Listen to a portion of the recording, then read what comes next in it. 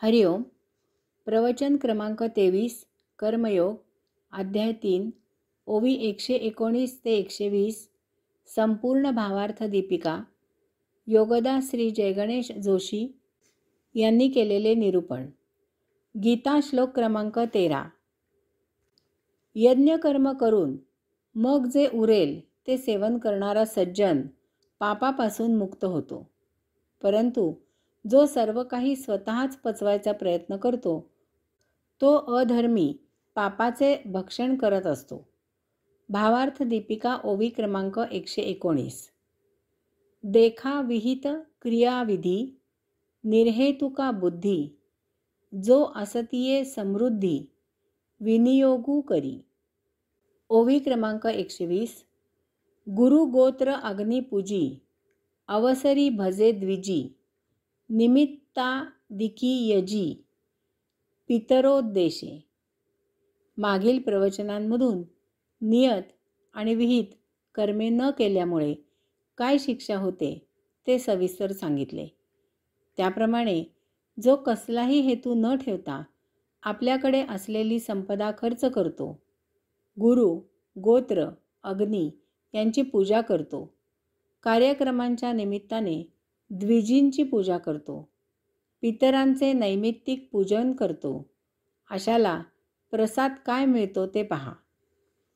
अशा प्रकारे नियत आणि विहित कर्मे तर करायचीच आहेत, परंतु कसलाही हेतू न ठेवता याशिवाय आणखीही काही कर्मे करावीत असे माऊली येथे सूचित करत आहेत. अशी कर्मे विशेष करून कृतज्ञता व्यक्त करण्यासाठी करायची आहेत. संपदा. आपल्याला आपल्या गरजेपेक्षा जास्त संपदा जेव्हा मिळते तेव्हा ती इतर गरजूंच्या ऐवजी मिळालेली असते, इतर गरजूंना न मिळाल्यामुळे मिळालेली असते. इतर गरजूंना संपदा कशी मिळवावी हे माहीत नसल्यामुळे मिळालेली असते. स्वतःच्या गरजा, इच्छा पूर्ण होण्याच्या निमित्ताने कोणीही संपदा खर्च करतो, यात विशेष असे काहीही नाही.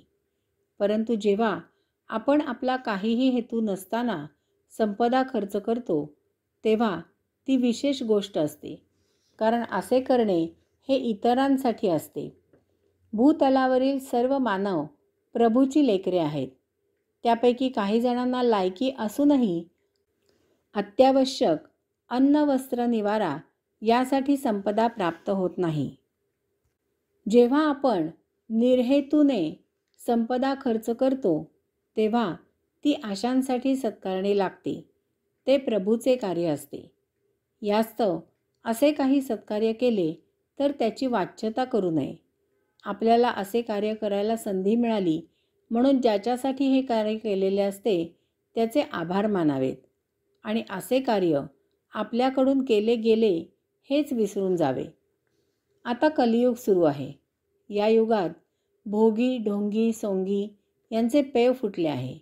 तेव्हा अशा प्रकारे इतरांसाठी निर्हेतुक संपदा खर्च करताना फार काळजी घ्यावी. आपण लायक, योग्य व्यक्तींसाठीच, योग्य कारणासाठीच संपदा खर्च करत आहोत याची खात्री करून घ्यावी. गुरुपूजन. आपल्याला ज्ञान प्रदान करणाऱ्या गुरूंबद्दल जीवनभर आदर बाळगावा.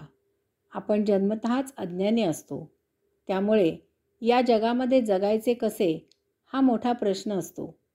याचे ज्ञान आपल्याला गुरु देतात. याचप्रमाणे आपल्या जन्माचा उद्देश काय आहे याचे ज्ञान आपल्याला सद्गुरू देतात. अशा प्रकारे भौतिक आणि आध्यात्मिक अशा दोन्हीही बाजूने आपण गुरूंमुळे ज्ञानसंपन्न होतो. अशा गुरूंचे आपण ऋणी असतो. यासाठी गुरुपौर्णिमा, गुरुद्वादशी हे दिवस आपण गुरूंच्या पूजनासाठी पाळतो.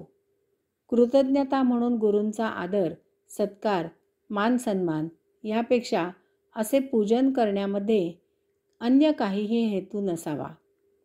या कलियुगात ही प्रथा तुरळक प्रमाणात तग धरून सुरू आहे. गोत्रपूजन. आपल्याला आपल्या पित्याकडून गोत्र मिळालेले असते.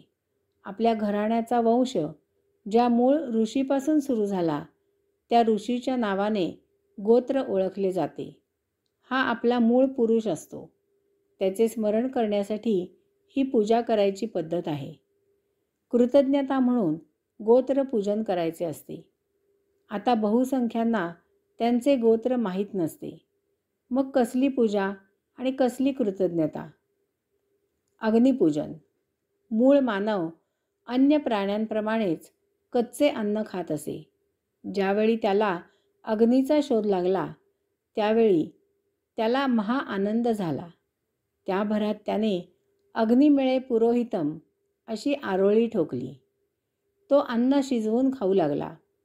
त्याला अग्नी वरदान झाला. अग्नी अन्य विविध प्रकारेही वापरला जाऊ लागला.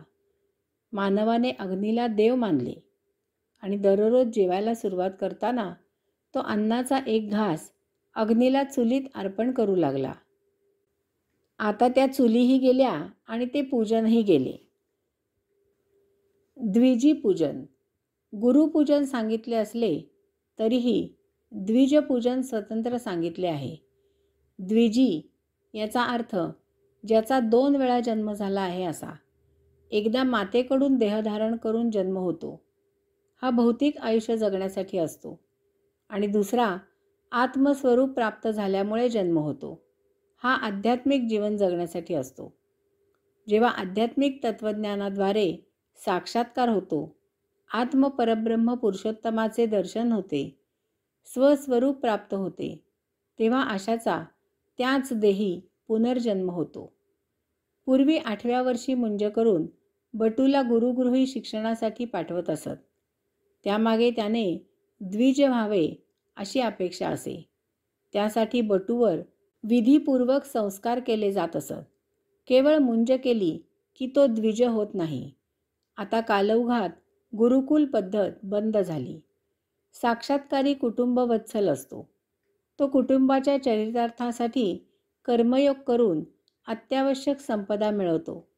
जास्त संपदा मिळाली तर तिचा विनियोग प्रभू कार्यासाठी करतो. परंतु पैसा, प्रसिद्धी, प्रतिष्ठा यापासून दूर राहतो. असा कौटुंबिक कामासाठी समाजात वावर करतो, परंतु त्याला ओळखणे शक्य नसते, कारण तो 4 जणांप्रमाणेच तेथे व्यवहार करत असतो. कोणाकडून अशाची मौखिक माहिती मिळाली किंवा कोणी परिचय करून दिला तरच असा आपल्याला भेटतो. आणि जर आपण स्वारस्य दाखवले तर त्याच्याकडून आपल्याला अध्यात्माचे सचैल स्नान होते. आपण स्वारस्य दाखवले तर तो आध्यात्मिक तत्त्वज्ञान प्रदान करतो. याशिवाय त्याचे आपल्याकडे येणे दुरापास्त असते. तसेच अध्यात्माशिवाय तो अन्य विषयी बोलत नाही. अशा साक्षात्कारीच्या ज्ञानाची कदर म्हणून अशाचे पूजन करून अशाचा आदर सत्कार सन्मान करावा, असे भावार्थ दीपिका आपल्याला सूचित करत आहे. या व्यतिरिक्त अन्य प्रकारे कोणाची आध्यात्मिक सद्गुरू द्विजी साक्षात्कारी म्हणून ओळख झाली आणि असा जर अध्यात्माशिवाय ये जा करत असेल, तसेच अन्यविषयी आस्था दाखवत असेल, तर तो भोगी ढोंगी सोंगी आहे असे लक्षात घेऊन त्याच्यापासून दूर व्हावे. पितरपूजन. आपले पितर म्हणजे आपले पूर्वज, त्यांच्यामुळे आपल्याला या भूतलावर यायला मिळालेले असते. बहुतांशी जणांना वंश परंपरा संपदाही मिळालेली असते. अशांची आठवण म्हणून, कृतज्ञता म्हणून त्यांचे नैमित्तिक पूजन करावे. यामुळे स्वकर्तृत्वाचा वृथा अभिमान, अहंकार बाळगण्याचे आपल्याला कारण नाही. असा संस्कार आपल्यावर नकळत होतो. बापजाद्यांची पुण्याई कमाई आपल्याकडे असते याची जाणीव आपल्याला होते.